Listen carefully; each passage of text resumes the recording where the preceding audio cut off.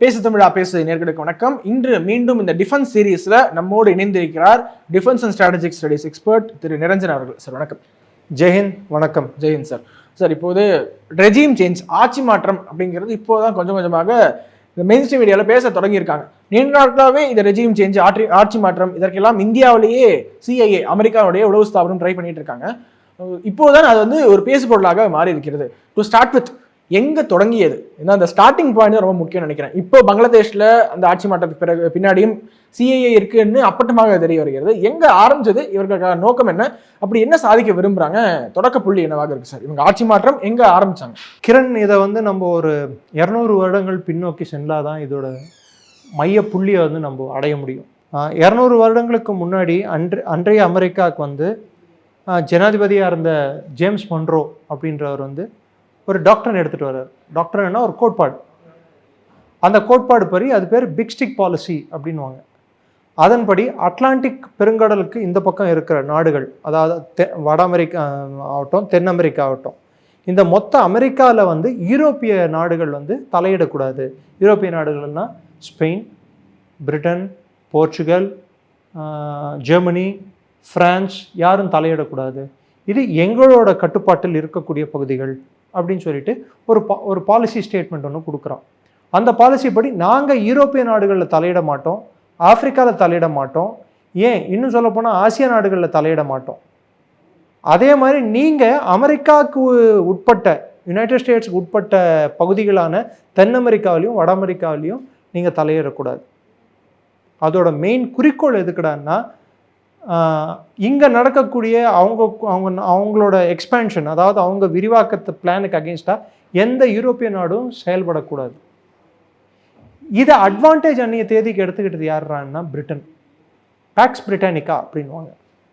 Packs பிரிட்டானிக்கான்னா Britain வந்து 1800 ஆண்டுகளுக்கு அப்புறமா தான் உலகம் ஃபுல்லாக அவங்களோட அரசு வந்து, அதாவது அவங்க கட்டுப்பாடு கீழே பல நாடுகள் வந்தன.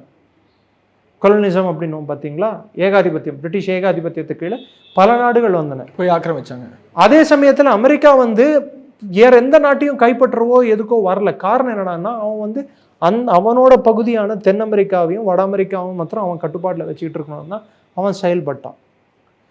அந்த சூழ்நிலையில் அங்கிருந்த ஆட்சிகளையோ அங்கிருந்த ஆட்சியாளர்களையோ மாற்றம் பண்ணுறதுக்கான எல்லா முயற்சிகளும் மன்ரோ எடுத்தான்.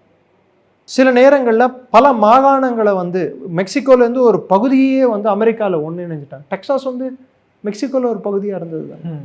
அதாவது இன்னைக்கு நியூ மெக்சிகோன்னு ஒரு ப்ராவின்ஸே இருக்குல்ல அமெரிக்காவில், ஒரு மாகாணமே இருக்குது நியூ மெக்சிகோன்னு சொல்லிட்டு. இது மெக்சிகோலேருந்து பிரித்து எடுக்கப்பட்ட பகுதிகள் தான். எனக்கு புரியுது. இதுக்கு பின்னாடி அவங்க என்ன மாடஸ் ஆப்பரண்டி ஃபாலோ பண்ணுறாங்க, என்ன செயல்முறை அவங்க அதை வகுக்கிறாங்க, செயல்முறை எப்படி பண்ணுறாங்க? செயல்முறை வகுக்கிறாங்கன்னா, இப்போ பிரிட்டன் வந்து அவ்வளோ தூரத்துலேருந்து வந்து இங்கே ஆப்ரேட் பண்ணோன்னா அவங்களுக்கு வந்து கடற்படை பலம் இருக்குது. ஆனால் அமெரிக்கா கண்ணிய தேதி கடற்படை பலம் இல்லை. அந்த கடற்படை பலம் இல்லாத அவங்க எப்படி அதை அவங்களோட பவரை அவங்க நிரூபித்து காட்டினாங்கடான்னா, அவங்க நாட்டுக்குள்ளே இருந்த பலம், இராணுவ பலம் ஆகட்டும், இல்லை பொருளாதார பலம் ஆகட்டும், இல்லை உற்பத்தி திறன் ஆகட்டும், இது எல்லாத்தையுமே அமெரிக்கா வந்து 800ஆம் நூற்றாண்டுலேயே வந்து ஓரளவுக்கு வளர்த்துக்கிட்டாங்க. பை 1850s 1900ஸ்க்கெல்லாம் they became power to reckon with. அதாவது மிகப்பெரிய அந்த பகுதிகளுக்கு ஒரு வல்லரசாக மாறிட்டாங்க. அதனால தான் பார்த்தீங்கன்னா 1914 உலகப்போர் வந்தப்போ கூட அமெரிக்கா முதல்லயே நுழையிலேயே உலகப்போரில். ரெண்டாவது உலகப்போரில் கூட ஜப்பான் வந்து ஹவாயை அவங்களோட பேர்ல் ஹார்பரை தாக்கின பிற்பாடு தான் அவங்க உலகப்போரில் நுழையிறாங்க. அது வரைக்கும் உலகப்போரில் அவங்க நுழையில. அப்போ மற்ற கண்ட்ரீஸில் அவங்களோட டாமினன்ஸ், அவங்களுடைய அந்த அவங்க விருப்பப்படி பண்ணணும்னா என்ன பண்ணுறாங்க? அவங்க என்ன மோடஸ் ஆப்பரண்டி? மோடஸ் ஆப்பரண்டி என்ன? இருக்கிற ஆட்சிகளை மாற்றுறது. அதான் ஆட்சிகளை எப்படி மாற்றுவாங்கன்னா, உதாரணத்துக்கு பனானா ரிப்பப்ளிக்ஸ்ன்ற கான்செப்ட் வந்து லேட் 1900s early 1900ஸ்ல வந்தது. பனானா ரிப்பப்ளிக் அது எப்படி வந்து தெரியுங்களா? பனானா ரிப்பப்ளிக்ன்றது கொட்டமேலா அண்ட் ஹண்டரூஸ் அப்படின்னு சொல்லுவாங்க. இது சென்ட்ரல் அமெரிக்கன் நாடுகள். அங்கே இருக்கிற ஆட்சியாளர்களை வந்து என்ன பண்ணாங்கடான்னா விலைக்கு வாங்கிட்டாங்க. அங்கே 2 கிளாஸை தான் மெயின்டைன் பண்ணுவாங்க அவங்க. ஒன்று அங்கே இருக்கிற இராணுவத்தையும் அங்கே இருக்கிற ஆட்சியாளர்களையும் மெயின்டைன் பண்ணிப்பாங்க. மிச்சம் இருக்கிற பிளான்டேஷன், அதாவது அங்கே விளைநிலங்கள்ல இருந்து வரக்கூடிய உற்பத்தியை வந்து அதை பர்ச்சேஸ் பண்ணுறதுக்கு அமெரிக்காவில் இருக்கிற சில கம்பெனிகள், நிறுவனங்கள் வந்து முயற்சி எடுக்கும். அதை அடிமாட்டு விலைக்கு வாங்கிறதுக்கான சூழ்நிலையை அவங்களுக்கு ஏதுவான சூழ்நிலையை ஏற்படுத்திப்பாங்க. எப்படின்னா இந்த ஆட்சியாளர்களையும் இந்த இராணுவ அதிகாரிகளையும் அவங்க பாக்கெட்டில் போட்டுப்பாங்க. அதுக்கு அவங்களுக்கு லஞ்சம் கொடுப்பாங்க. அதே சமயத்தில் இந்த கீழே மட்டத்தில் இருக்கிற ஒர்க்கிங் ஃபோர்ஸ் இருக்குது பாருங்கள், வேலை பண்ணுறவங்க, அவங்களுக்கு வந்து எதுவும் கொடுக்காம பார்த்துப்பாங்க. ஸோ அடிமாட்டு விலைக்கு அந்த நாட்டில் இருக்கிற உற்பத்தியை மொத்தத்தையும் வாங்கிப்பாங்க. அமெரிக்கன் ஃப்ரூட் கம்பெனின்னு சொல்லுவாங்க, ஃப்ரூட் கம்பெனி லாபின்னு சொல்லுவாங்க. அவங்க மொத்த பனானாஸை மொத்தமாக அப்படியே விலைக்கு வாங்கிட்டு அமெரிக்காவுக்கு யூஸ் பண்ணிக்கிறது அடிமாட்டு விலைக்கு தான். பனானா ரிபப்ளிக்னு கியூபாவில் ஸ்பெயின் இருந்தது. Okay, if I'm not wrong 1895 கியூபாவில் ஸ்பெயினை துரத்தி அடிக்கப்பட்டாங்க. அமெரிக்கா தான் சப்போர்ட் பண்ணிச்சு அதுக்கு. ஏன்னா கியூபா வந்து எதுக்கு ஃபேமஸ்? Sugar cane. ஸோ இப்படியே பார்த்துட்டு வந்தீங்கன்னா எங்கெங்கெல்லாம் விளைநிலங்களும் அமெரிக்காவில் விளையாத பொருட்கள் பக்கத்தில் இருந்ததோ அந்த பொருட்களோட விளைச்சல் வந்து இவங்களுக்கு தேவைப்படும் போது, அந்த ரிசோர்ஸஸ் இவங்களுக்கு தேவைப்படும் போது அந்த நாட்டோட சிஸ்டமை இவங்களுக்கு தகுந்த போல் மாற்றிக்கிட்டாங்க. சில நேரத்தில் பணம் கொடுத்தாங்க, சில நேரத்தில் அங்கே இருக்கிற ஆட்சியாளர்களை வந்து மிரட்டி அடிபணிய வச்சாங்க, சில நேரத்தில் அந்த ஆட்சியாளரையே கொன்று இன்னொரு புது ஆட்சியாளர் இவங்களுக்கு தேவையான இராணுவ ஆட்சியை நிறுவனாங்க. இதெல்லாம் வந்து அமெரிக்கா எடுத்துகிட்டு வந்த பாலிசி. ஓகே, ஸோ தொடக்க புள்ளியாக ஜேம்ஸ் மன்ரோ டாக்டரின், அது தொடர்ந்து வர்றது வந்து பனானா ரிபப்ளிக்ன்ற கான்செப்ட். பனானா ரிபப்ளிக் அப்படின்னு கேட்கும் போதே அமெரிக்காவுக்கு ஒரு ஷேம் இல்லையா சார் இது? ஆமாம், அவங்களுக்கு தேவை வந்து ஜனநாயகம் ஜனநாயகம் ஜனநாயகம்னு உலகம் ஃபுல்லாக சொல்கிறான். எந்த ஜனநாயகத்தை அவன் பேணி காத்திருக்கான்? நீங்கள் ஒரே ஒரு நாடை சொல்லுங்கள். அவங்க நாட்டிலேயே இல்லை. அவங்க நாட்டில் இல்லைன்றதை விட்டுருங்க சார். மற்ற நாடுகள் எல்லாத்தையுமே மூக்க நுழைப்பாங்க தேவையில்லாத. மற்ற நாடுகள் எந்த நாடுகள்லாம் அவங்க ஜனநாயகத்தை பேணி காத்திருக்காங்க? எதுவுமே இல்லை. அவங்களுக்கு தேவை எந்த நாட்டிலையுமே அவங்களோட நாட்டுக்கு அமெரிக்காவோட நலனை யார் வந்து காப்பாற்றுறாங்களோ, யார் அதுக்கு யூஸ்ஃபுல்லாக இருக்காங்களோ அந்த ஆட்சியாளர்களை மாத்திரம்தான் அவங்க வந்து சப்போர்ட் பண்ணுவாங்க. என்ன கேட்க விரும்புகிறேன்னா, அவங்களுடைய நாட்டுக்கு ஏதுவான அரசு ஒவ்வொரு இடத்துலையுமே அமையணும், அதற்கான முயற்சிகள் எடுக்கணும்னா அதற்கு அவங்க ஆகக்கூடிய செலவே பல பில்லியன் டாலர்ஸ் போகுமே சார். இதெல்லாம் அஃபோர்ட் அதுக்கு வந்து அவங்க அதுக்கன்ட்டு ஏற்படுத்தப்பட்ட ஸ்தாபனங்கள் தான் சிஐஏ ஸ்டேட் டிபார்ட்மெண்ட். ஒவ்வொரு முறையுமே நம்ம சிஐஏ ஒட்டுமொத்தமாக சொல்லும்போது மிகப்பெரிய குற்றச்சாட்டு நம்ம வைக்கிற மாதிரி இல்லையா சார்? அந்த உளவு ஸ்தாபனமே ஆட்சி மாற்றத்துக்காக தான் வேலை பார்க்குறாங்க என்று. எல்லா உளவு ஸ்தாபனங்களுமே எதுக்கு வேலை பார்க்குது? அவங்களுக்கு அந்த நாட்டுக்கு ஏதுவான சூழல் உலக அளவில் இருக்கணும்ட்டு. ஸோ சிஐ இதுக்கு விதிவிலக்கு இல்லையே. சிஐயோட ஆப்ரேஷன்ஸ் அமெரிக்காக்குள்ளே பண்ண முடியாது, அமெரிக்கா வெளியே தான் பண்ண முடியும். அதான் சிஐஏக்கு ஃபண்ட்ஸ். சிஏ ஃபண்ட்ஸ் வந்து அமெரிக்கன் கவர்மெண்ட் ஸ்டேட் டிபார்ட்மெண்ட் வந்து அமெரிக்கன் கவர்மெண்ட் கொடுக்குது. அவங்களுக்கு இவ்வளோ ஃபண்ட்ஸுன்னு வந்து அரசாங்கம் ஒதுக்கிறது இல்லாமல் அவங்களோட சப் ஏஜென்ட்ஸாக ஃபோர்ட் ஃபவுண்டேஷன், ராஸ் சைல்டு, இந்த ஜார்ஜ் சோரோஸ், இது மாதிரி ராக்கஃபெல்லர் ஃபவுண்டேஷன், இது மாதிரி நிறைய பேர் அவங்க மெயின்டைன் பண்ணுறாங்க. இது மாதிரி ஃபவுண்டேஷன்ஸ், ஏன் பில் கிளின்டன் ஃபவுண்டேஷனும் அது மாதிரி ஒரு அமைப்பு தான். முகமது யூனிஸை யார் ஸ்பான்சர் பண்ணா? பில் கிளின்டன் பல மில்லியன் டாலர்ஸ் கொடுத்துருக்காங்க. ஸோ இவங்கெல்லாம் யார்? டொனால்டு வந்து அதில் ஒரு பகுதி தான். ஸோ இது ஒரு பெரிய ஒரு சர்க்கிள். ஓகே, இது வந்து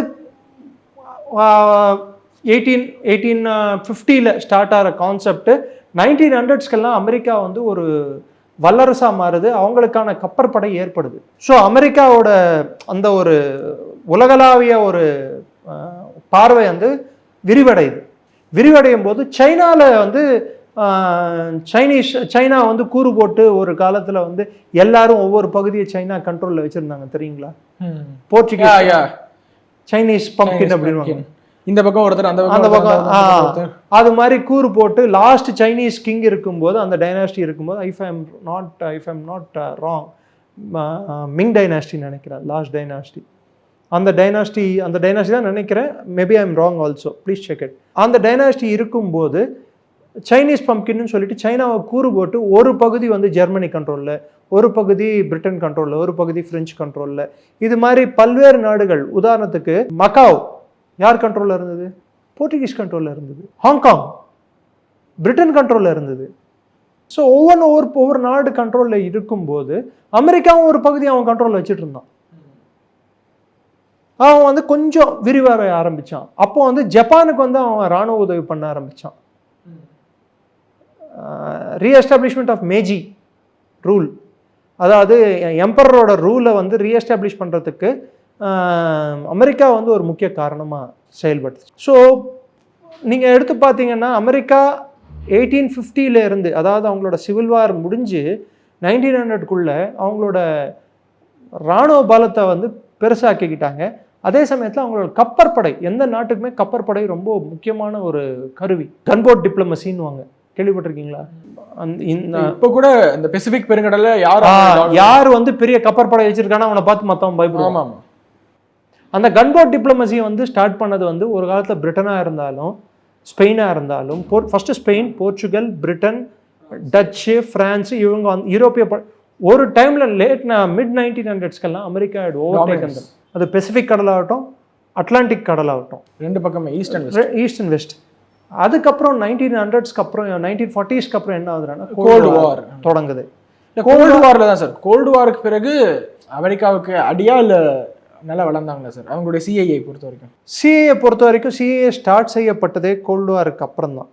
கோல்டு வாருக்கு முன்னாடி சிஏஏ இல்லை, ஸ்பெஷல் சர்வீசஸ்ன்னு தான் சொல்லுவாங்க. அந்த கோல்டு வாருக்கு அப்புறம் தான் சிஏஏ நிறுவப்பட்டது. இப்போ மேபி கேஜிபி, எஃப்எஸ்பி, அதுக்கப்புறம் கேஜிபி வந்து கேஜிபியும் வந்து என்கேவிடியிலேருந்து வந்தது தான் கேஜிபி. ஸோ கேஜிபி நிறுவப்பட்டது வந்து கோல்டு வார் சூழ்நிலைக்காக தான் கேஜிபியும் ஒரு ஸ்தாபனமாக தனியாக அமைக்கப்பட்டது. சிஏஏ அமைக்கப்பட்டதும் அமெரிக்காவோட பொலிட்டிக்கல் இன்ட்ரெஸ்ட்டையும் அமெரிக்காவோட நேஷனல் இன்ட்ரெஸ்ட்டையும் கருத்தில் கொண்டு அவங்களுக்கு தேவையான நாடுகளுக்கு பாதுகாப்பு கொடுக்கும், அவங்களுக்கு தேவையான ஆட்சி மாற்றங்களை ஏற்படுத்துறதுக்காகவும் சிஏஏ ஏற்படுத்தினாங்க. ஸோ சிஏஏ ஏற்படுத்தினப்போ சிஏஏயோட ஒன் ஆஃப் தி முக்கியமான ஆப்ரேஷனில் 1950களில் இருந்து 60களில் நம்ம பார்க்க வேண்டிய ஆப்ரேஷன் 2 ஆப்ரேஷன். ஒன்று, ஈரானில் வந்து ஆயில் இருந்தது. அந்த ஈரான் ஆயிலை வந்து பிரிட்டனும் கண்ட்ரோல் பண்ணுறது, அமெரிக்காவுக்கும் ஒரு மைனர் ஸ்டேக்ஸ் இருந்தது.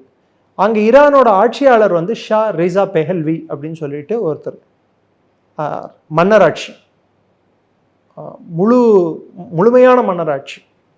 அந்த ஆட்சியில் வந்து என்ன பண்ணாங்க, அங்கே வந்து பாராளுமன்ற தேர்தல் நடத்தப்பட்டது, மஜ்லிஸ் அப்படின்வாங்க. அந்த மஜ்லிஸ் தேர்தலுக்கு மொசடேக் அப்படின்றவர் தேர்ந்தெடுக்கப்பட்டார். அவர் பிரதம மந்திரி ஆனார்.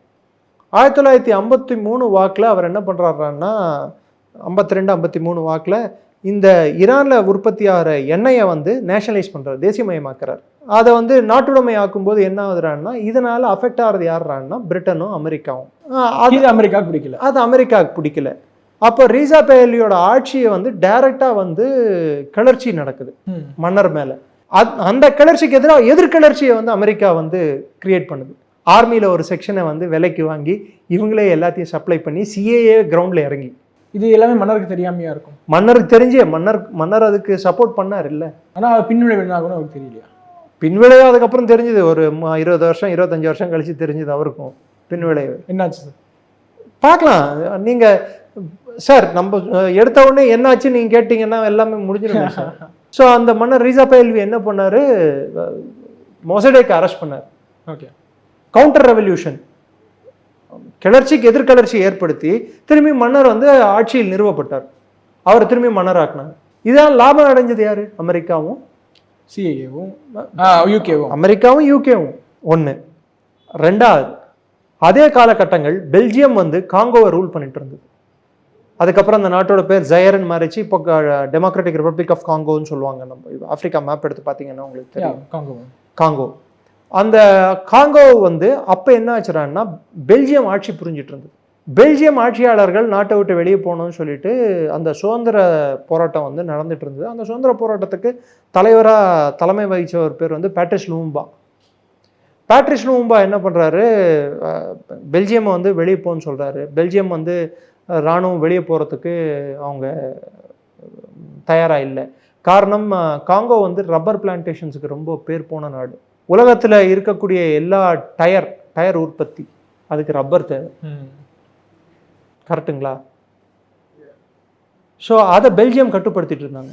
ஓகே, இதை பேட்ரிஸ் லூம்பா கேள்வி கேட்கவே பேட்ரிஸ் லூம்பாக்கும் பெல்ஜியமுக்கும் ஒரு உரசல் ஏற்பட்டது. அப்போ அமெரிக்கா என்ன பண்ணாங்க, உள்ள நுழைஞ்சு பேட்ரிஸ் லூம்பாவோட இராணுவ தளபதியான ஜோசப் மொபுட்டு சிசிசிகோ அப்படின்வாங்க.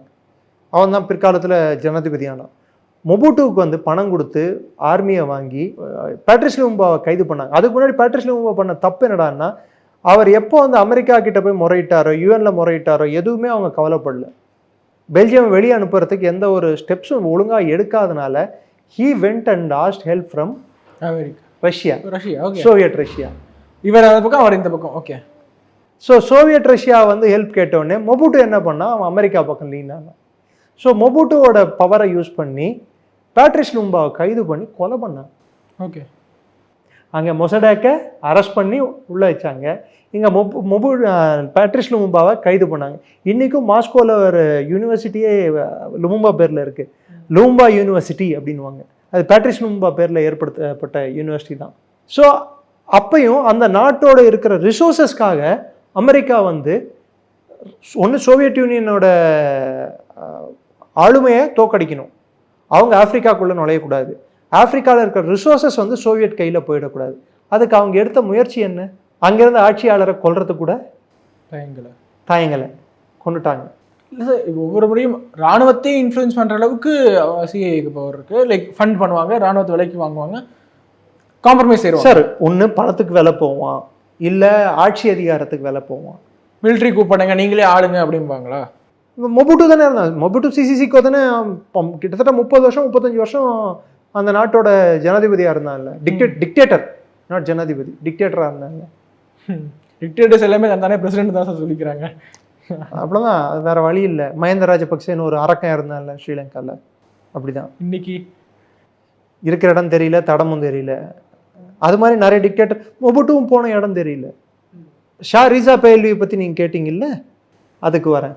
ஓகே. 1973 யாம் கபூர் வார், இதே வரப்போகிற அக்டோபர் மாதம் அக்டோபர் 7 வந்தால் இஸ்ரேலில் ஹமாஸ் தாக்கி ஒரு வருடம் போகுது. அதே மாதிரி அதே அக்டோபர் மாதத்தில் தான் அவங்களோட அந்த யாம் கபூர் வார் அன்னைக்கு தான் வந்து இது ஹமாஸ் இஸ்ரேலில் தாக்குன நாள். அக்டோபர் 7 தான். அது வந்து ஹார்வெஸ்ட் ஃபெஸ்டிவல். யாம் கபூர்ன்றது ஹார்வெஸ்ட் ஃபெஸ்டிவல் ஆஃப் இஸ்ரேல், யூதர்களுக்கு ஹார்வெஸ்ட் ஃபெஸ்டிவல். அது அன்னைக்குன்னு பார்த்து தாக்கியிருக்காங்க ஹமாஸ். ஓகே. அப்பையும் ஈஜிப்டும் அக்டோபர் 7 அன்னைக்கு தான் தாக்க ரெடியாக இருந்தாங்க. தாக்க ரெடியால தாக்குனாங்க. அதாவது இப்போ இருக்கிற 67 அரப் இஸ்ரேலி வாரில் மொத்த சினாய் பெனின்சுலாவை வந்து இஸ்ரேல் கைப்பற்றிட்டாங்க. அப்போ நெயில் நதிக்கு இந்த பக்கம் தான் ஈஜிப்டோ வந்து கிட்டத்தட்ட 1/4 ஆஃப் இட்ஸ் லேண்ட் மாஸை தொலைச்சிக்கிட்டாங்க 67 வாரில். அந்த லேண்ட் மாஸை ரீகெயின் பண்ணுறதுக்கு ஸ்டார்ட் பண்ண ஆப்ரேஷன் தான் இந்த 73 வார் ஆப்ரேஷன். இந்த 73 வார் ஆப்ரேஷன் வந்து என்ன பண்ணாங்கடான்னா, அவங்க ஈஜிப்ட் வந்து நைல் நதியை கிராஸ் பண்ணி இஸ்ரேலை வந்து எதிர்பாராத விதமாக அன்னைக்கு சர்ப்ரைஸ் அட்டாக்கை தாக்குவாங்க. இஸ்ரேல் ஆர்மி பின்வாங்கும், மொத்த சினாய் பெனின்சுலாவை இவங்க கைப்பற்றுவாங்க. அப்போது திரும்பி இஸ்ரேல் என்ன பண்ணும், பதில் தாக்குதலுக்கு வந்து அமெரிக்கா வெப்பன் சப்ளை பண்ண ஆரம்பிக்கும்.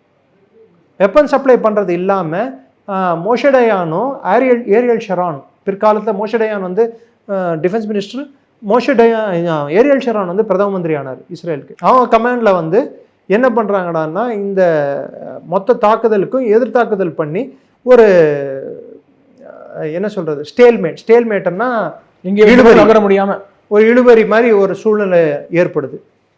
அந்த சூழ்நிலை ஏற்பட்ட உடனே கேம்ப் டேவிட் அக்கார்ட் அப்படின்னு சொல்லிட்டு சைன் பண்ணுறாங்க. அது கேம்ப் டேவிட் அக்கார்டுக்கு வரத்துக்கு முன்னாடியே இந்த 73 யாம் கபூர் வார் நடக்கும்போது ஒபெக் மெம்பர்ஸாக இருக்கக்கூடிய, ஆயில் ப்ரொடியூசிங் எக்கானமிஸாக இருக்கக்கூடிய, பெட்ரோலியம் எக்கானமிஸாக இருக்கக்கூடிய கண்ட்ரிஸான சவுதி அரேபியா, ஈரான், இவங்கெல்லாம் ஒரு டெசிஷன் எடுக்கிறாங்க.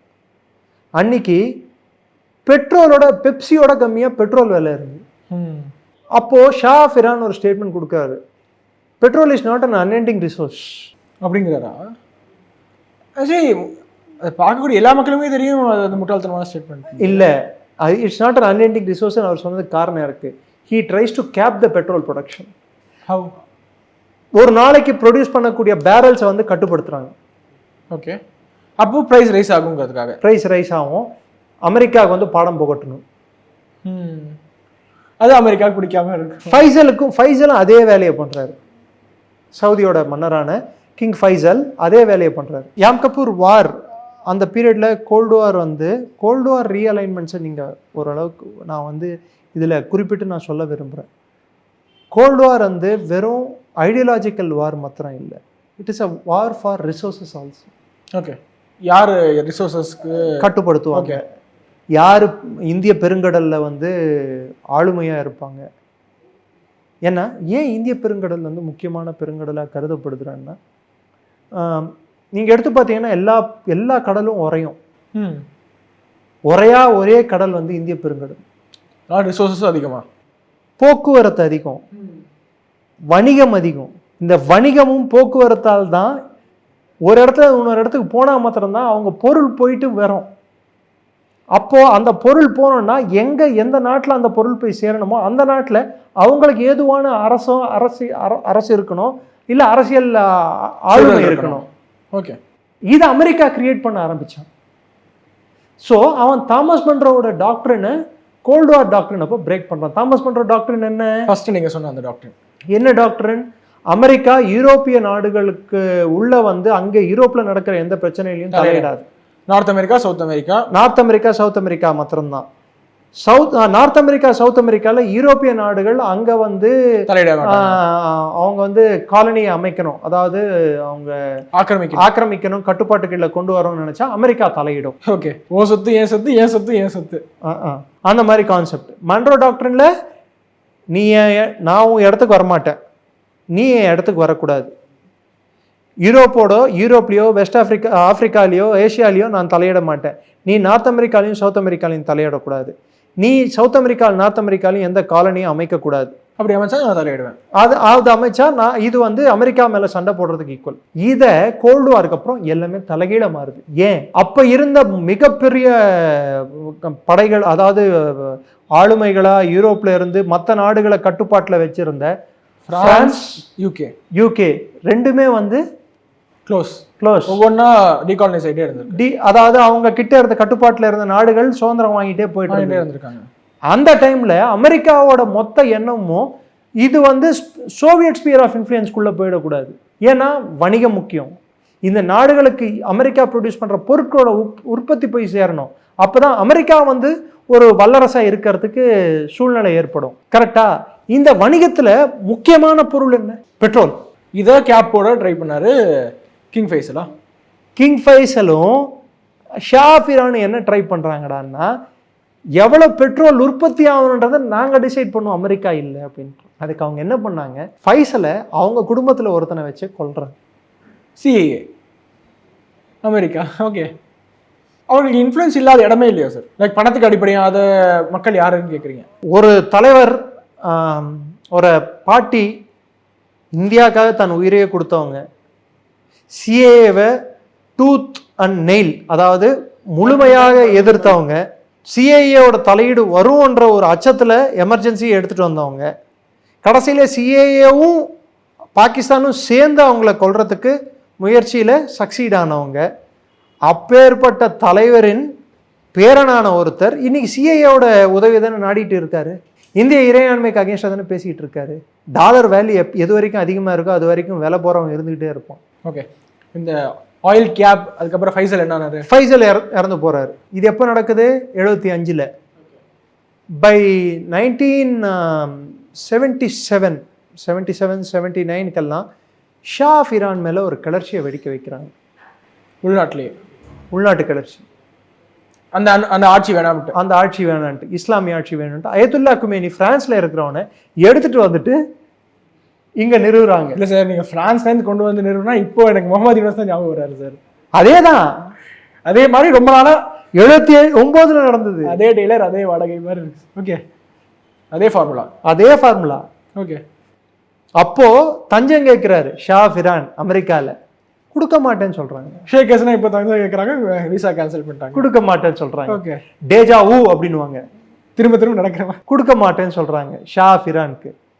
ஷா ஆஃப் ஈரான் கடைசியில் ஈஜிப்ட்ல தஞ்சம் எடுக்கிறாரு. சக்சீட் ஆயிட்டாங்க, ஆட்சி மாற்றம் எழுந்துருச்சு. இனி வரைக்கும் இஸ்லாமிக் கிளர்ஜி தானே ஈரானை ரூல் பண்ணிட்டு இருக்கு. அவங்களுக்கு தேவை ஈரான்ல ஷா இருக்கக்கூடாது. They achieved it. But America பண்ணல நிறைய பேர் சொல்லுவாங்க. No, it was American hand was there. It is all together different matter. அவங்க நினைச்சது ஒன்று, கடைசியில் நடந்தது ஒன்று. ஈரான் அவருக்கு ஆதரவா போக நினைச்சு அப்படியே கம்ப்ளீட்டா அதுக்கு எதிராக நடந்திருக்கு. சில வாட்டி மிஸ்ஃபயரும் ஆயிருக்கு அவங்க பிளான்ஸ். அதில் ஈரான் ஒரு நாடு. ஸோ நான் இப்போ 77 கேம்ப் டேவிட் அக்கார்டுக்கு போகலாம். இது நடுவில் ஈஜிப்ட் வந்து கிட்டத்தட்ட 73 கேம்பப்பூர் வாருக்கு அப்புறம் ஒரு ஸ்டேல்மேட் வந்ததுன்னு நான் சொன்னேன்னா, அதாவது இழுபறி சண்டையா முடிஞ்சுதா. அப்போ ஈஜிப்ட் தான் முதல் நாடு இஸ்ரேலை வந்து, அதாவது அரபு நாடுகளில் முதல் நாடா இஸ்ரேலை வந்து அங்கீகரிச்ச நாடு யாரு? ஈஜிப்ட். ஈஜிப்ட். இஸ்ரேல் அங்கீகரிச்சானா, இஸ்ரேல் அங்கீகரிச்சதுக்கு அப்புறம் அமெரிக்கா என்ன பண்றான் ஈஜிப்டுக்கு? அது வரைக்கும் சோவியட் யூனியனோட அந்த ஒரு இதுக்குள்ள ஸ்பியர்ல இருந்தவன், அதாவது அவங்களோட தோழமையா நாடா இருந்தவன் அமெரிக்காவோட தோழமை நாடா மாறுறான். இஸ்ரேல் அங்கீகரிச்சனால மட்டுமே. கேம்ப் டேவிட் அக்கார்டுக்கு அப்புறம் அப்படியே அமெரிக்கா பக்கம் மாறுறான். அமெரிக்கா பணம் கொடுக்க ஆரம்பிக்குது. அங்க இருக்கிற இராணுவ ஆட்சியை வந்து நிலைநாட்டுது ஈஜிப்ட்ல. ஓகே. அன்வர் சதாத்துக்கு அப்புறம் அப்படியே வந்து இது வரைக்கும் இராணுவ ஆட்சியாளர்கள் தானே வந்துட்டு இருக்காங்க. அப்துல்லா மோர்சியோட பீரியட், இன்பிட்வீன் பீரியட் மாத்திரம் அது மாத்திரம் அது லேட்டரான் பீரியட்ல நம்ம சொல்லலாம். ஸோ 70களில் இவங்க பண்ண ஆட்சி மாற்றங்களை பத்தி நான் உங்களுக்கு ஓரளவுக்கு நீங்க ஈரான் வரைக்கும் சொல்லியிருக்கேன். பக்கத்துலேயே பாகிஸ்தானும் இருக்கு.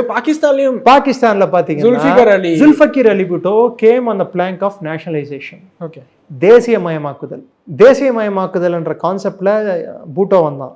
பூட்டோ வந்து அஃப்கோர்ஸ் பூட்டோ ஒன்றும் பாகிஸ்தான்ல எவனும் இவன் நல்லவன் கெட்டவன் சொல்ல முடியாது. எல்லாருமே அரசியல்வாதிகள்.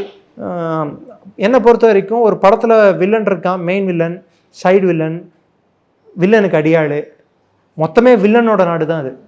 அந்த நாடு உருவானதே தப்பு, அது நாடா இருக்கிறதும் தப்பு என்னை பொறுத்த வரைக்கும். ஸோ அங்க எப்படி சிஐஏனுடைய அந்த நாடு உருவான நாள்ல இருந்து அமெரிக்காவோட கை இருக்குல்ல. நான் ஏற்கனவே உங்களுக்கு கொடுத்த இன்டர்வியூஸ்லயே நான் அதை வந்து நிறைய மேற்கோள் காட்டி சொல்லியிருக்கேன் நான்.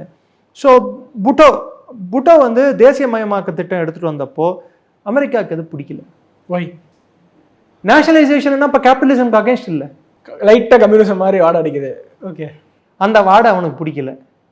அப்போ என்ன ஆகுது, எதிர்கட்சிகளுக்கு வந்து எலெக்ஷன் நடக்குது, பூட்டோ ரிக் பண்றான். ரிக் பண்ண உடனே ஜியா வந்து ஆட்சியை பிடிக்கிறான். சார் இப்போ நீங்க அப்போ எலெக்ஷன் ரிக்கிங் சொல்றீங்கல்ல, இப்போ வரைக்குமே அதான் சொல்றாங்க. இம்ரான் கான் அப்பயும் எலெக்ஷன் ரிக்கிங்கிறாங்க, ஷேக் ஹசீனாவும் எலெக்ஷன் ரிக்கிங். ஆமா, இம்ரான் கான் வந்து வாயை வச்சுட்டு சும்மா இல்லாம அப்சல்யூட்லி நாட்டு அமெரிக்காவை சொன்னதால் தானே நடந்தது. ஷேக் ஹசீனா அந்த ஐலாண்டை, மார்டின் ஐலாண்டை கொடுக்க மாட்டேன்னு சொன்னதால் தான் நடந்தது. இங்க எல்லா இடத்துலயும் எலெக்ஷன் நடந்தா என்ன நடக்காது, அமெரிக்காவுக்கு என்ன சார்? அவன் எலெக்ஷனே ஒழுங்கா நடத்துறது இல்ல, அது மாத்திரம் அவன் மறந்துடுவான் கன்வீனியன்ட்டா. இல்ல என்னன்னா இவ்வளவு நாளா இதே ஃபார்முலாவை யூஸ் பண்ணி அவன் நிறைய பண்ணிட்டு இருக்கான். இன்னுமே அது தெரியாம உலக நாடுகள் எப்படி அதை கவுண்டர் பண்ணணும் தெரியாம இருக்காங்க. சில கட்சிகள் வந்து எப்படிப்பட்ட, சில நாடும் எடுத்துக்கோங்க, சில கட்சியும் எடுத்துக்கோங்க, அவங்களோட பேச்சு திறனாலேயோ இல்ல அவங்களோட மீடியா, அதாவது கம்யூனிகேஷன் கெப்பாசிட்டியாலோ ஒரு பொய்யை உண்மையாக்க முடியும்ன்ற ஒரு நம்பிக்கையில வாழ்ந்துட்டு இருப்பாங்க. இல்ல இப்போ அதுக்கு சால சிறந்த உதாரணம் எல்லாரும் என்ன சொல்லுவாங்கன்னா சோவியட் ரஷ்யாவை சொல்லுவாங்க. பொய்யை உண்மையாக்குறதுல அவங்க பேர் போன வல்லவர்கள் அவர்கள். பர்வேடா அப்படின்னு சொல்லிட்டு மேகசின் இருந்தது. அவங்க எது எழுதுறாங்களோ அதை நம்புவோம், அந்த நாட்டு மக்கள் நம்புவாங்க. இப்ப சைனீஸ் எல்லாம் உண்மையாகிவிடும். சைனாவும் அதே மாதிரி தான். நார்த் கொரியா, அமெரிக்கா பார்க்கறதுக்கு வந்து டெமோக்ரஸி டெமோக்ரஸி டெமோக்ரஸின்னுவான். No, it is not democracy, it is some form of plutocracy. Plutocracy என்ன? அரசியல் கட்சி தலைவர்கள், இராணுவ இண்டஸ்ட்ரியல் காம்ப்ளெக்ஸ், தொழிலதிபர்கள், இவங்க 3 பேரும் ஒரு அண்டர்ஸ்டாண்டிங்கில் வந்துக்கிட்டு ஒருத்தரை சப்போர்ட் பண்ணிக்கிறதுக்கு ஏற்பட்டப்படுத்த ஒரு ஒரு நெறியற்ற ஒரு நாடு தான் அமெரிக்கா என்னை பொறுத்த வரைக்கும். நிக்கி ஹேலின்னு ஒருத்தங்க இருக்காங்க, கேள்விப்பட்டிருப்பீங்க, நிக்கி ஹேலி அப்படின்னு சொல்லிட்டு. She was a senator. Okay. Virtually bankrupt ஆயிட்டாங்க நிக்கி ஹேலி. ஆனால் இப்போ அவங்க வந்து she is showing good revenue. அவங்களுக்கு வந்து பணம் நிறைய வந்திருக்கு. எப்படி? லாக்ஹீட் மார்ட்டின்ல போய் திரும்பி வேலை பார்க்குறாங்க. இப்போ அமெரிக்கா ஒரு இடத்துல ஆட்சி மாற்றம் நிகழ்த்தணும்னா முதல் ஸ்டெப்பே அவங்க இந்த எலெக்ஷன் ரிக்டு சரியா நடக்கல, எலெக்ஷன் ரிக்டுன்னு சொல்லுவாங்க. அங்க இருக்கிற ஒரு 4-5 முக்கியமான மீடியா சேனலை பர்ச்சேஸ் பண்ணுவாங்க. அவங்களுக்கு அந்த நாட்டில் வந்து ஒரு மிகப்பெரிய கிளர்ச்சியை வெடிக்க வைக்கணும்னா அவங்களுக்கு ஏதுவா இருக்க வேண்டிய சூழ்நிலைகள் என்னடான்னா அந்த நாட்டோட மொழி, இனம், கலாச்சாரம் இல்ல வேறுபாடுகள் தூண்டி விடுவாங்க, தூண்டி விடுவாங்க. அதுல இருக்கிற north south divide, east west divide தூண்டி விடுவாங்க. ஆனா இந்த மொழி, இனம், கலாச்சாரம் கிட்டத்தட்ட ஒரே மாதிரி இருக்கணும். அட்லீஸ்ட் ஒரு 70% பியூரா இருக்கணும். அப்பதான் அவங்க சக்சீட் ஆக முடியும். ஏன் அப்படி சொல்றீங்க? பங்களாதேஷ் ஒரு மொழி கொண்ட நாடு.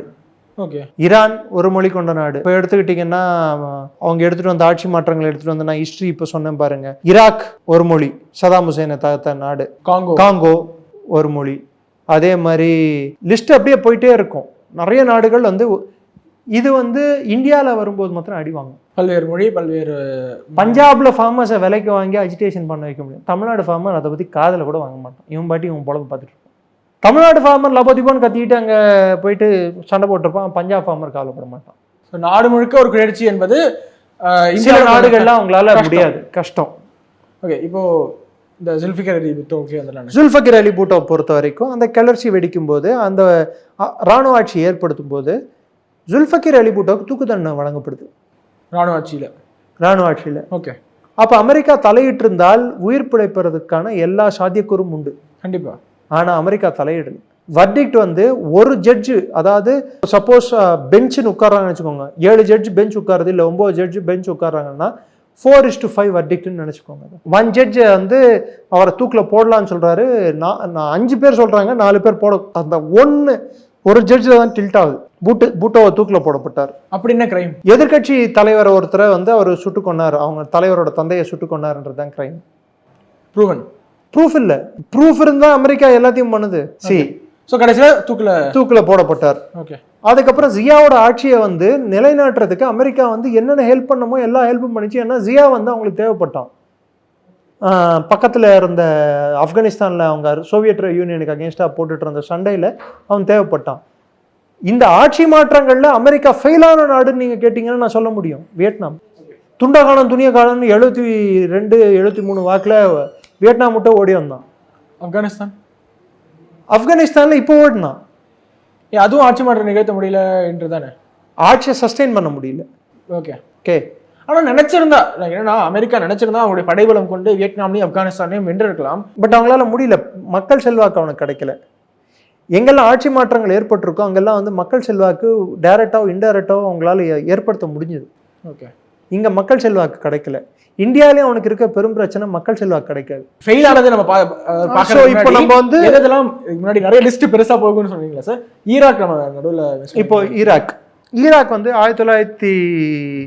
1970களில் சதாமோட ஆட்சியை, லேட் 70s சதாமோட ஆட்சியை நிறுவனத்துக்கு அமெரிக்கா ஒரு பிக் சப்போர்ட்டராக இருந்தான். ஈராக் வார் நடக்கும்போது ஈரானுக்கு அவன் இன்டைரக்டாக கான்ட்ராஸ் ரெபல்ஸை வச்சு அவன் வெப்பன்ஸை ஃபண்ட் பண்ணான். He played a neutral role. Saddam பண்ணட்டும் தான் காத்துட்டு இருந்தான். சதாமுக்கு அகேன்ஸ்டாக எந்த ஒரு ஆக்ஷன் அவன் எடுக்கலையே America. Saddam had a very good relationship with America. அப்புறம் எதுக்கு அந்த ஆட்சி மாற்றம்? என்னதான் Iraq has one of the largest reserves of oil. நினைச்சா ஒருத்தரை வளர்த்து விடுவதும், நினைச்சா அவரை தூக்கி எறிவதும் அமெரிக்காவுக்கு சும்மா அந்த விளையாட்டு மாதிரி இருக்கு. 90களில் ஈராக்ல பண்ணா. இல்லை, ஈராக்ல என்ன மாடஸ் ஆப்பரண்டி, என்ன வழிமுறை வச்சு? வழிமுறை என்ன சார்? அங்க வந்து ஒவ்வொரு நாடா என்ன வழிமுறைன்னு சொன்னீங்க, இதுக்கும் சொன்னாலும் ஈராக்ல வந்து ராணுவ ஆட்சி வந்து நடந்துட்டு இருந்தது சதாம் கீழே.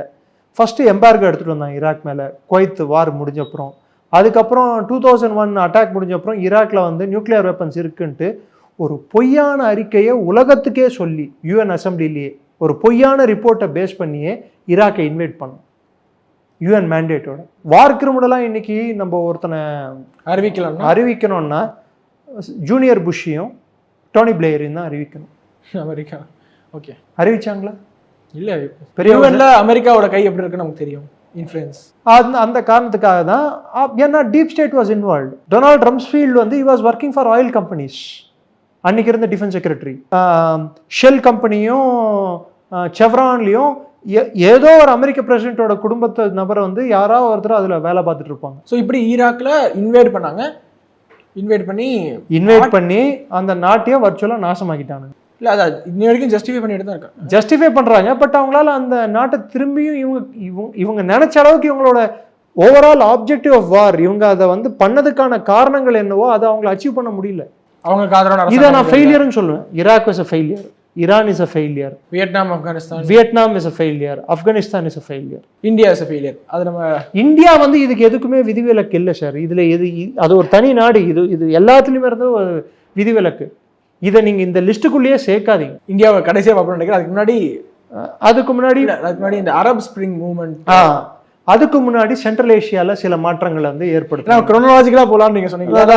ஆண்டுக்கு ஆண்டு நெக்ஸ்ட் 2000 வருஷங்கள்ல 2005, 2006, 2007 இந்த டைம்ல என்ன பண்ணா, ஜார்ஜியால கவர்மெண்ட்டை மாத்தணும். பழைய சோவியட் ரிப்பப்ளிக்கான சோவியத் யூனியன்ல இருந்து பிரிந்து சென்ற ஜார்ஜியால ஆட்சி மாற்றத்தை ஏற்படுத்தணும். இல்ல, ஆக்சுவலி அப்பதான் சோவியட்லேருந்து பிரிஞ்சு சென்று இருப்பாங்க, உடனே அங்கே ஆட்சி இல்லை 15 ஆண்டு ஆயிடுச்சு, இல்லை 15-16 ஆண்டு ஆயிடுச்சு போதும். ஆட்சி மாற்றத்தை ஏற்படுத்தினா, யுக்ரைனில் ஆரஞ்சு ரெவல்யூஷன் எடுத்துகிட்டு வந்தான், லெபனானில் ஆட்சி மாற்றத்தை ஏற்படுத்தினான். இது வந்து 2000, அதாவது 2000 ஈராக் இன்வேஷனுக்கு அப்புறமா 2010 வரைக்கும், அரப் ஸ்ப்ரிங் ஸ்டார்ட் ஆகிறதுக்கு முன்னாடி வரைக்கும் ஏற்படுத்தின ஆட்சி மாற்றங்கள். யுக்ரைன் வந்து உக்ரைனில் என்ன செய்தார் ஒன்று ஸ்பெசிஃபிக்காக சொன்னாங்க. யுக்ரைனில் வந்து ரஷ்யா ஸ்பியர் ஆஃப் இன்ஃப்ளூயன்ஸ்லேருந்து இவங்க எடுத்துகிட்டு வர்றதுக்கு அங்கே இருக்கிற எதிர்கட்சிகளுக்கு ஓப்பனாக சிஎஸ் ஃபண்ட் பண்ணி அங்கேருந்து ஆட்சி அங்கேருந்து பிரிஞ்சு வந்ததுக்கு பிறகும் ரஷ்யா ஸ்பியரில் தான் இருந்தாங்களா? எஸ். இப்போ ஆனால் எளியும் புனியமாக இருக்காங்க. அமெரிக்கா தானே ஆக்கிச்சு நேட்டோவில் வந்து சேருன்னு சொல்லி. நேட்டோவில் சேரணும் பிரச்சனையே இல்லைல்ல. நேட்டோவில் எப்படி சேருவான்? இவன் வந்து இவனோட ஸ்பியர் ஆஃப் இன்ஃப்ளூயன்ஸ்னு ஒன்று அறிவிப்பான், இவன் ஸ்பியரில் எவனும் வரக்கூடாது. ஆனால் ரஷ்யாவோட ஸ்பியர் ஆஃப் இன்ஃப்ளூயன்ஸ் எத்தனையோ 100 ஆண்டுகளாக அது ஸ்பியர் ஆஃப் இன்ஃப்ளூயன்ஸில் இருந்திருக்கு.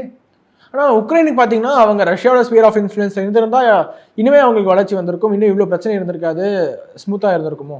அப்படியெல்லாம் இல்லையே, வளர்ச்சி வந்திருக்கும். நீங்கள் சொல்கிறீங்க வராமல் இருக்கிறதுக்கும் சாத்தியக்கூறு அதிகம் இல்லையா? பக்கத்து நாடோட எவ்வளோ சண்டை போட்டுகிட்டே இருக்கும்போது சார், யுக்ரைனோட எல்லை பகுதிகளோ யுக்ரைனோட மொத்த இதுவோ பார்த்தீங்கன்னா ரஷ்யாவை சார்ந்து தான் இருக்க வேண்டிய கம்பல்ஷன் அவங்களுக்கு இருக்குது.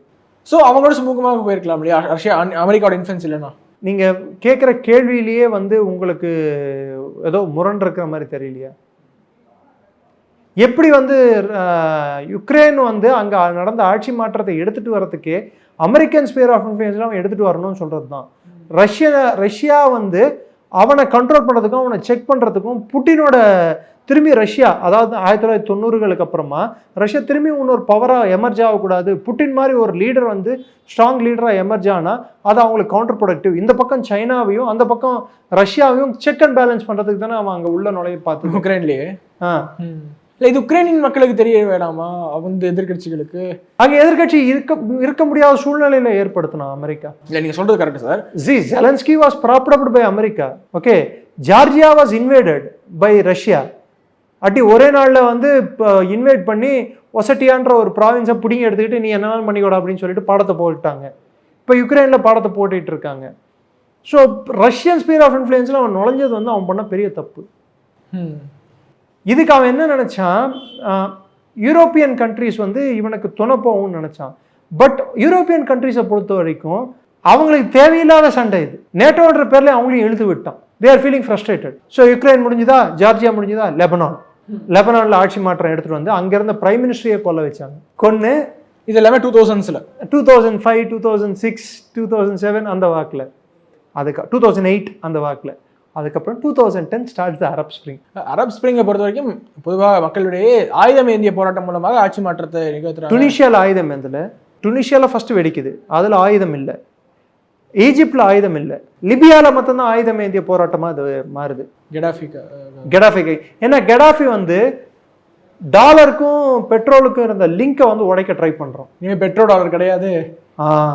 என்னைக்கு வந்து பெட்ரோலும் டாலரும் டீலிங்க் ஆகுதோ அன்னைக்கு டாலர் ஒரே ஒரு ஸ்டேட் ட்ரெஷரி வந்து ஒரு இது அனுப்பும் வருஷம் print $1 trillion for petroleum purpose, petrol purchase purpose அப்படி இல்லை பெட்ரோல் டாலர் ஃபார் ஏதோ ஒன்று போட்டு ஒரே ஒரு சென்டென்ஸ் அனுப்புவோம். $1 trillion பிரிண்ட் அடிச்சுவாங்க. அது உள்நாட்டு கன்சம்ஷனுக்கு இல்லை, மற்ற நாடுகள் கன்சம்ஷனுக்கு. ஸோ நீங்களும் நானும் சேர்ந்துட்டு இந்தியா, நீங்கள் ஸ்ரீலங்கா, இன்னொரு பர்மா, இன்னொரு நாடு சேர்ந்துட்டு எனக்கு பெட்ரோல் டாலர் வேணாம், நான் நீ வந்து உன் கரன்சி கூட நான் என் கரன்சியில் மாற்றிக்கிறேன், நம்மளுக்கு பெட்ரோலு நம்மளுக்கு டாலரை கரன்சியே வேணான்னு சொல்லிட்டான்னா மின் பண்ண கரன்சி என்ன ஆகும்? பெரிய அடி வாங்கும். காகிதம், வெறும் காகிதம். அமெரிக்க பொருளாதாரம் கவுந்தடிச்சு படுத்துக்கும். வியாபாரம் ஆகாதுடா அப்படின்ட்டு. எவ்வளோ இந்த நம்ம இந்தியாவில் வந்து டிமானிட்டைசேஷன் எடுத்துகிட்டு வந்தப்போ ஐயோ அப்படின்னு அடிச்சுக்கிட்டானுங்க பாருங்க. 2000, 1000 நோட்டு போச்சே அப்படின்ட்டு அது மாதிரி ஆகிடும் அமெரிக்காவோட நிலைமை. So it becomes so Gaddafi அதுக்கு வந்து பெரிய தடையாக இருந்தார். பெட்ரோலுக்கு கோல்டை லிங்க் பண்ண பார்த்தான், அந்த தடையாக இருந்தான்னு சொல்லிட்டு கடாஃபியை வந்து கடாஃபி ஒன்றும் நல்லவனும் இல்லை, he was not that good person also. ஏன்னா அதே America Condoleezza Rice George Bush period இருந்த national security adviser, subsequently secretary of state ஆனாங்கன்னு நினைக்கிறேன். ஷீ மெட் வித் கடாஃபி கூட அவங்க நெகோஷியேட் பண்ணாமல் இல்லை, பேசாமல் இல்லை. அதே கடாஃபியை தூக்கி போடணும், இது நம்மளுக்கு நெகட்டிவாக போகுதுன்னா தூக்கி போட்டாங்க. ஸோ இது அரப் ஸ்ப்ரிங் பீரியட்ல ஒரு மாற்றங்கள். ஆயுதம் ஏந்தி எப்படி கடாஃபி நீங்க சொன்னீங்க, ஆயுதம் ஏந்தாம எப்படி டுனிஷியா அதெல்லாம் சொல்லி டுனிஷியால அங்கிருந்த எதிர்கட்சிகளை தூண்டி மக்கள் போராட்டம் அதை மாற்றி ஃபண்டிங் கொடுத்து சிவில் டிசபீடியன்ஸ் மூமெண்ட்டை வந்து ஓப்பனாகவே அவங்க சப்போர்ட் பண்ணாங்க. டுனிஷியாவில் சக்ஸஸ் ஆச்சு. இதே தான் ஈஜிப்ட்லேயும் சக்ஸஸ் ஆச்சு. தெரி ஸ்கொயர் அரப் ஸ்ப்ரிங்னு சொல்லிட்டு ஹாஸ்னி முபாரக்கை வந்து அன்னைக்கு இருந்த ஈஜிப்டோட இராணுவ ஆட்சியாளரை வந்து வீட்டுக்கு அனுப்புறதுக்கு என்னென்ன தேவையோ எல்லாத்தையும் ஒர்க் பண்ணாங்க. பார்க்கக்கூடிய மக்களுக்கு ஆட்சி மாற்றம் அப்படின்னா எப்படி அமெரிக்காவில் செய்ய முடியும் என்று நிறைய பேர் கேட்டிருக்காங்க. நானே பார்த்துருக்கேன். ஆட்சி மாற்றம் அமெரிக்கா செய்கிறாங்க நான் சொல்லும் போதெல்லாம் அமெரிக்காவில் அதெல்லாம் முடியாது, எல்லாமே உள்நாட்டில் மக்களால் அவங்க விரட்டடிக்கப்பட்டார்கள் அப்படின்னு ஒரு மக்களை வந்து ஒரு ஊர்ல ஒரு போராட்டம் வெடிக்குதுன்னா கோஆர்டினேட்டடா ஒரு 10 ஊர்ல அதே மாதிரி போராட்டங்கள் எப்படி வெடிக்கும்? ஒரே மாதிரியான ஒரே கோரிக்கை கொண்டு ஒரே கோரிக்கை, ஒரே மாதிரியான ஒரே தலைப்புகள், ஒரே அந்த அது வந்து உலகம் ஃபுல்லா எப்படி ஃபிளாஷ் ஆகும்? அத்தனை பேரை ரோடுக்கு எப்படி எடுத்துட்டு வர முடியும்? அப்போ 14 நாள் 15 நாள் ஒருத்தன் போராட்டத்தை கண்டினியூஸா ரோட்ல பண்றான்டா, அப்ப பின்னாடி இருந்து யார் ஃபண்ட் பண்றா? சிவில் டிசபீடியன்ஸ், சிவில் அண்ட்ரஸ்ட்டை யூஸ் பண்ணி கவர்மெண்ட்டை மாற்ற வைக்கிறது. பங்களாதேஷ், பாகிஸ்தான் ரெண்டு. பங்களாதேஷ்ல இப்ப என்ன நடந்துட்டு இருக்கு? என்ன நடந்தது? போராட்டம் மூலமாக ஷேக் ஹசீனா விரட்டி அடிச்சாங்க. பேர் இன் மைண்ட், ஜனநாயக முறையில் தேர்தலை ஜெயித்தவரை என்ன செஞ்சாங்கன்னு சொல்லிட்டு. எனக்கு என்னன்னா சார், இந்த வருடத்தினுடைய தொடக்கத்துல ஜனவரியில தான் அவங்க தேர்ந்தெடுக்கப்பட்டார்கள், ப்ரூட்டல் மெஜாரிட்டி. அப்பேற்பட்டவர்களையே விரட்டி அடிக்க முடியும்னா சிஐஏ. அதுக்கு அடிப்படை காரணங்கள், அமெரிக்கா வந்து 100% சக்சீட் ஆகும்னா ஒரு இடத்துல அதில் அவங்க 100% அவங்களோட ரோல் மாத்திரம் இருக்கா, 20% அங்கே இருக்கிற ஆட்சியாளர்களோட முட்டாள்தனமான டெசிஷன்ஸும் இருக்கும். ஸோ ஷேக் ஹசீனா அவர்கள ஒரு சில முட்டாள்தனமான டெசிஷன்ஸ் ப்ளஸ் அங்கே இருக்கக்கூடிய லோக்கல் கட்சிகளோட சப்போர்ட், அமெரிக்கா சப்போர்ட்டு ப்ளஸ் பப்ளிக்கோட கொஞ்சம் சப்போர்ட், நல்ல சப்போர்ட். பப்ளிக்கோட சப்போர்ட்னா எதிர்கட்சிகளோட சப்போர்ட்டோட தான் ஸ்டார்ட் ஆகும். அது எதிர்கட்சிகளுக்கு பணம் கொடுத்தா அவன் பப்ளிக்கை எப்படி ரோடுக்கு எடுத்துகிட்டு வரணும்னு அவனுக்கு தெரியும். ஓகே, ஆனால் அதுக்கு வந்து ஒரு பர்ஃபெக்ட் சூழ்நிலை ஏற்படுத்தி கொடுக்கறது அன்றைய ஆட்சியாளர் தான். தப்பான டெசிஷன் மூலமாக யூஸ் ஆஃப் ஃபோர்ஸ்ன்றது எந்த லிமிட்டுக்கு எந்த குவாண்டம்க்கு இருக்கணும்னு சொல்லிட்டு எப்பயுமே இருக்கு. நீ டிஸ்ப்ரொபோர்ஷனேட் ஃபோர்ஸ் யூஸ் பண்ணால் it will be counter productive to your இன்ட்ரெஸ்ட்னு தெரியணும். உங்களுக்கு எதிராகவே அது செயல்படும். ஸோ பங்களாதேஷில் சக்ஸஸ்ஃபுல்லாக இருந்தாங்க. நீங்கள் பாகிஸ்தானில் இம்ரான் கானே சொல்லியிருந்தாருன்னு நினைக்கிறேன். இம்ரான் கானே வந்து இதே மாதிரி தான் பண்ணாங்க. அமெரிக்கா பண்ணாங்க. அப்படி அவர் ஓப்பனாக சொல்லியிருக்காரு. ஸோ அங்கே எப்படி இம்ரான் கான அமெரிக்கா நினைத்தவுடன் அமெரிக்கா ஒரு ஸ்டேட்மெண்ட்னால போட்டு இல்ல, அப்சல்யூட்லி நாட். இம்ரான் கான் வந்து ஒரு ஸ்டேட்மெண்ட், அப்சல்யூட்லி நாட் ஸ்டேட்மெண்ட்காக நான் பேஸ் கொடுக்க முடியாது, எஸ் அப்சல்யூட்லி நாட், நான் முடியாதுன்னு சொன்னேன் அப்படின்னு. அது சொன்னது அமெரிக்காவோட இன்ட்ரெஸ்ட் அகேன்ஸ்ட். அங்கே இருக்கிற நான் சொன்னேன் பார்த்தீங்களா, ப்ளூட்டோக்ரஸி, அரசியல் ஆட்சியாளர்கள், இராணுவ அதிகாரிகள், இவங்க எல்லாம் சேர்ந்து தான் ஒரு நாட்டை நடத்துவாங்க. மக்களுக்கு அங்கே வந்து பெருசாக இது இல்லை. பாகிஸ்தானுக்கு கிட்டத்தட்ட அது மாதிரி ஒரு நாடு தான். நீங்கள் ஆரம்பத்தில் சொல்லியிருந்தீங்க இந்தியாவில் அவங்க ஒவ்வொருத்தரையும் சக்ஸஸ்ஃபுல்லாக இல்லை, இந்தியாவில் மற்ற நாடுகளோட ரொம்ப தனித்துவமாக இயங்குறதுக்கான காரணம் இங்கே பல்வேறு மொழிகள் இருக்குது, ஒவ்வொருத்தரும் ஒவ்வொரு விதமாக இருக்காங்கன்ட்டு. இங்கேயும் பல அட்டம்ப்ட்ஸ் பண்ணியிருக்காங்க சிஏஏ அப்படின்னு. நம்ம Kejriwal is the biggest attempt that America tried and failed. Kejriwal, yes. Okay, actually it's a big reveal sir. Actually okay, Ford Foundation அவரை ஃபண்ட் பண்ணியிருக்காங்க என்று. What was the basic agenda of the Anna Hazare movement? India against corruption, ஆட்சி மாற்றம். நான் சொல்லல, உங்க வாயிலேருந்து வந்தது. இல்ல அவங்க அதர் சார் கோரிக்கை அவங்களோடது. ஆட்சி மாற்றம், லோக்பால் பில். அதாவது அவன் கரப்ஷன் பண்ணானோ இல்லையா அவனை பனிஷ் பண்ணணும். கோர்ட் ப்ரூவ் பண்றதுக்கு முன்னாடி முதல்ல அவன் பதவி இறங்கிடணும். அந்த லாஜிக் அப்ளை ஆகணும்னா முதல்ல அப்ளை ஆக வேண்டியது நீ கேஜ்ரிவாலுக்கு தான் நினைக்கிறேன் நான். Okay, so actually Kejriwal was Americas curvy அப்படிங்கிறீங்க. ப்ளஸ் அதுக்கு முன்னாடியே பார்த்தீங்கன்னா மன்மோகன் சிங் அவருடைய ஆட்சி காலத்திலேயே அப்போதைய வெளியுறவுத்துறை அமைச்சர் நட்வர் சிங் அவருடைய புத்தகத்தில் எழுதியிருக்காரு, சிஏனுடைய இன்வால்மெண்ட்டு மன்மோகன் சிங் ஆட்சி காலத்தில் அதிகமாக இருந்துச்சு, அமெரிக்கா இந்தியா மேல மிகப்பெரிய ப்ரெஷர் போட்டுச்சு, எங்களால் சுதந்திரமாக இயங்கவே முடியல அப்படின்னு சொல்லிட்டு இருந்தாங்க. உண்மைதானே? அட்டம்ஸ் அப்படின்னு உண்மைதானே? ஒரு பெட்ரோலியம் மினிஸ்ட்ரியை மாத்தினாங்களே, அதுக்கு முன்னாடி என்ன அட்டம்ஸ் பண்ணிருக்காங்க ஆட்சி மாற்றம்? சிஏயோட ப்ரெஷர்ல பெட்ரோலியம் மினிஸ்டரை மாத்தினாங்க. ஓகே, அதுக்கு முன்னாடி ஐஎம்எஃப்ல ஒர்க் பண்ணவரும் வேர்ல்ட் பேங்க்ல ஒர்க் பண்ணிட்டு இருந்தவரும் கிட்டத்தட்ட அமெரிக்காவோட இன்ட்ரெஸ்ட்டுக்கு க்ளோஸா அலைனா இருக்கிற ஒருத்தரை 1991 ஃபைனான்ஸ் மினிஸ்டர் எடுத்துட்டு வந்தாங்க. அதுக்கிட்ட அவர் கெட்டவர்னு நான் சொல்ல வரல, அமெரிக்காவோட இன்ட்ரெஸ்ட்ல செயல்படுறவர். ஓகே, இன்ட்ரெஸ்ட்ல செயல்படுறவரை எடுத்துட்டு வந்தாங்க.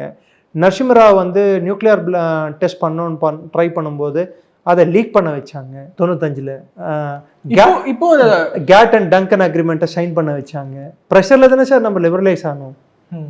See whether liberalization is good or not, debatable. அது நம்ம பக்கத்தில் வச்சிடலாம். It has proved rich dividends for India, அது பக்கத்தில் வச்சிடலாம். ஆனால் லிபரலைசேஷன் அன்னைக்கு கொண்டு வந்தது ப்ரெஷரில் தானே கொண்டு வந்தாங்க. இன்னுமே நம்ம பங்களாதேஷை பார்க்கும்போதெல்லாம் CAA still trying this in India, இன்னும் தொடர்ச்சியாக ட்ரை பண்ணிட்டு இருக்காங்க. டொனால்டு ரொம்ப ட்ரை பண்றாரு.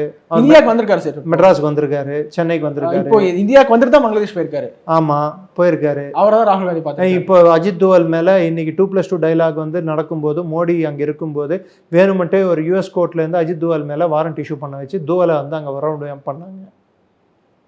அதுக்கு கேம் ஆஃப் செஸ்ல இன்னைக்கு நம்ம வந்து 2 மெடல் வின் பண்ணியிருக்கோம்.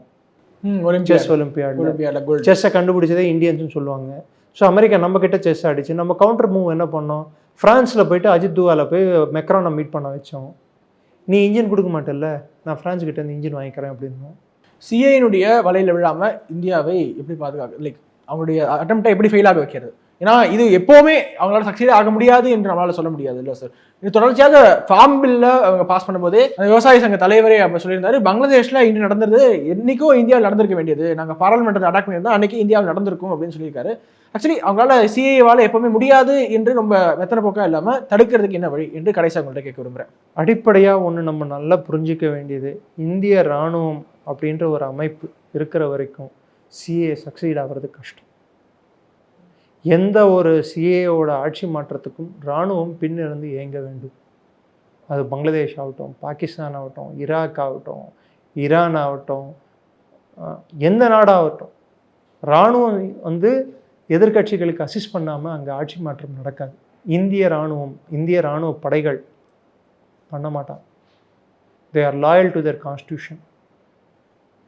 1 2 இந்தியாவில் இருக்கிற அவங்களால அச்சீவ் பண்ண முடிஞ்ச ஒரே ஆப்ஜெக்டிவ், இல்லை பண்ண முடியும் அமெரிக்காவில் பண்ண முடியும்டான்னா, நிலையற்ற தன்மை ஸ்திரத்தன்மை இல்லாத அரசுகளை வந்து ஏற்படுத்த முடியுமே தவிர்த்து ஆட்சி மாற்றங்களை கொண்டு வர்றது கஷ்டம். ஃப்ராக்சர்ட் மேண்டேட்ஸை உருவாக்க முடியும். அதுக்கு இங்கே இருக்கிற எதிர்கட்சி தலைவர்களை விலைக்கு வாங்கி பல்வேறு பிரச்சனைகளை தூண்டி விட்டு கன்சாலிடேட்டட் ஓட்ஸை வந்து உடைக்க முடியும்.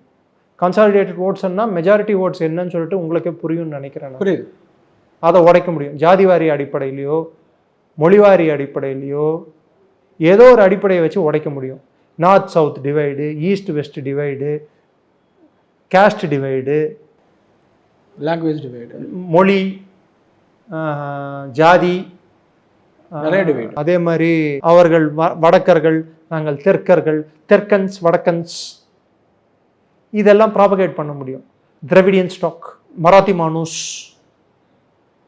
இதற்காக இந்த அச்சம் எழுதணும் சார். சமீபத்தில் இந்த ஆட்சி மாற்றத்துக்கான எக்ஸ்பர்ட்ஸை ராகுல் காந்தி சந்திக்கிறாரு. தொடர்ச்சியாக இந்தியாவுக்கு இந்த ஆட்சி மாற்ற அவர் எதிர்பாராத என்னன்னா, அவர் சந்திச்ச போட்டோ லீக் ஆயிடுச்சு. Operation success, patient dead. But still the process continue ஆகிட்டு தானே அவங்க. Operation success, patient dead sir. Now is exposed. But ஆனால் அவங்களுக்கு கொடுக்க ஃபண்ட்ஸோ அவங்களுடைய மோட்டிவோ ஓகே, இது கவர்மெண்ட்டுக்கு தெரியாமல் இருக்குன்னு நினைக்கிறீங்களா? Operation success, patient dead. Okay, he has been exposed. மக்களாகி அதனால தான் இந்தியன் கவர்மெண்ட் வந்து ஹைப்பர் ரியாக்டிவா ராகுல் காந்தி தூக்கி உள்ள வைக்கிறது இல்லை. பாஸ்போர்ட்டை கொடுத்து போயிட்டு வராஜா, நீ யாரை மீட் பண்றியோ மீட் பண்ணுன்றாங்க. ஷேக் ஹசீனா என்ன பண்ணிருப்பாங்க, தூக்கி உள்ள வச்சிருப்பாங்க. ஒரு போராட்டம் வெடிக்கும். இதான் அரசாங்கம் தவறு செய்வதனால சிஏஏக்கு அது அட்வான்டேஜ்ங்கிறீங்க. இந்த தவறை இந்தியன் கவர்மெண்ட் செய்யலங்கிறீங்க. இப்போ என்ன பண்ணிட்டு இருக்காங்க, ராகுல் காந்திக்கு தானா கெட்ட பேர் அவனே வாங்கிக்கிறாரு. அவரே வாங்கிக்கிறாரு. கிட்டத்தட்ட அவர் சிஏக்கு விலை போய் விட்டாருன்னு நீங்களே குற்றச்சாட்டு வைக்கிற அளவுக்கு அவர் ஆயிட்டார். இல்ல இது அரசாங்கம் அவங்களுடைய பாதையில அவங்க எடுப்பாங்க. The biggest way of negating the American CAA activities வந்து தவறு செய்ய நெரேட்டிவ் வாரை வின் பண்றது தான்.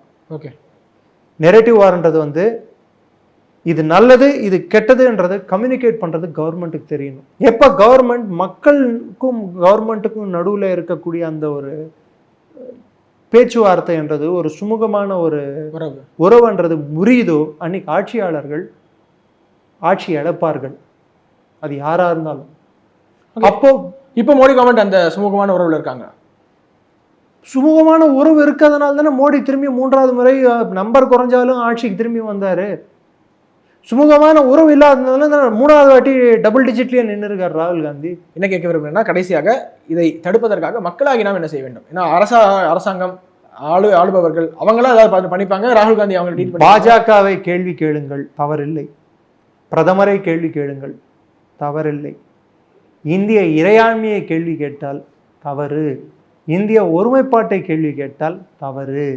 அதை எதிர்க்கட்சி தலைவரே செய்தால் அவரும் தவறுதான் செய்கிறார் என்பதை மக்கள் புரிந்து கொள்ள வேண்டும். நீ கட்சி ஜாதி மதம் மொழி இனம் இதெல்லாத்தையும் தாண்டி இந்தியனா செயல்பட எப்போ நம்ம கற்றுக்குறோமோ அப்போ வெளிநாட்டு இன்டர்ஃபரன்ஸ் இந்தியாவில் கம்மியாகும். இன்டர்ஃபரன்ஸே இருக்காதுன்னு சொல்ல வரல, கம்மியாகும். America very well knows it. இந்தியாவில் இந்த இன்டர்ஃபரன்ஸ் பண்ணுறதுக்கு சான்சஸ் கம்மி. ஆனால் ஆட்சி ஸ்திரத்தன்மையை அஃபெக்ட் பண்ணலாம். Decision making capacity of the கவர்மெண்ட்டை குறைக்கலாம். ஒரு அரசாங்கம் துரிதமாக செயல்படுற விதத்தை கம்மியாக்கலாம். அவங்க ஒரு பிரச்சனைக்கு ஒரு தீர்வு எடுத்துகிட்டு வரணும். இல்லை இப்போது வக்ஃப் ஆக்ட் ஒன்று பாஸ் பண்ணணும்னு நினைக்கிறாங்க, யூசிசி பாஸ் பண்ணணும். இதை அவங்க எடுத்துகிட்டு வராமல் பண்ணி அந்த கவர்மெண்ட்டுக்கு இருக்கக்கூடிய அந்த நம்பிக்கையை சீர்குலைக்கலாம். இதை அவங்க பண்ணலாம். ஆனால் பங்களாதேஷ் மாதிரி ஆட்சி மாற்றங்கள் இங்கே வர்றதுக்கு இங்கே இருக்கிற இராணுவம் அதுக்கு ஒத்துழைக்கணும் எதிர்கட்சிகளோட. அதுக்கு சாத்தியக்கூறு இந்தியாவில் இல்லை. நிறைய பேர் இங்கே இருக்கிறவங்க மறக்கிறது என்னடான்னா, as long as the Indian defense forces are loyal to the constitution, இந்த அரசியல் சாசன சட்டத்துக்கும் இந்த மக்களுக்கும் இந்திய இறையாண்மைக்கும் அவங்க விசுவாசமாக இருக்கிற வரைக்கும், அதன் மேல் நம்பிக்கை கொண்டவர்களாக இருக்கிற வரைக்கும் எந்த கொம்பனாலையும் இங்கே ஒன்றும் பண்ண முடியாது. அது ராஜ்சைல்லே பிறந்து வந்தாலும் சரி, சோரோஸ் மாதிரி 100 சோரோஸ் வந்தாலும் சரி. ஆக்சுவலி அது கொஞ்சம் ப்ராமிசிங்காக இருக்குது சார், கேட்கும் போதே நல்லா இருக்குது சார். உண்மை அதுதான் சார். இந்தியாவை காப்பது 2 விஷயம்தான். ஒன்று ஜனநாயகம், மக்கள் அதன் மேல் வச்சிருக்கிற நம்பிக்கை யாராலையும் சீர்குலைக்க முடியாது. ராகுல் காந்தி போய் எலெக்ஷனில் ரிக் பண்ணி மோடி ஜெயிச்சிட்டாருன்னு சொன்னால் முதல் கேள்வி யார் கேட்பான்னு நினைக்கிறீங்க? வயநாட்டு மக்கள்.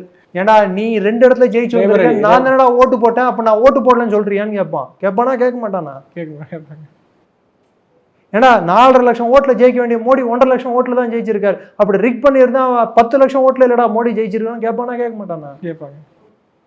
ரெண்டாவது வாட்டி போன வாட்டி 37 சீட்டு கொடுத்த ஸ்டாலினுக்கு இந்த வாட்டி 39 சீட்டு கொடுத்து அமைச்சிருக்கோண்டா, அப்போ எலெக்ஷன் ரிக்டான்னு கேட்பான் அவன்.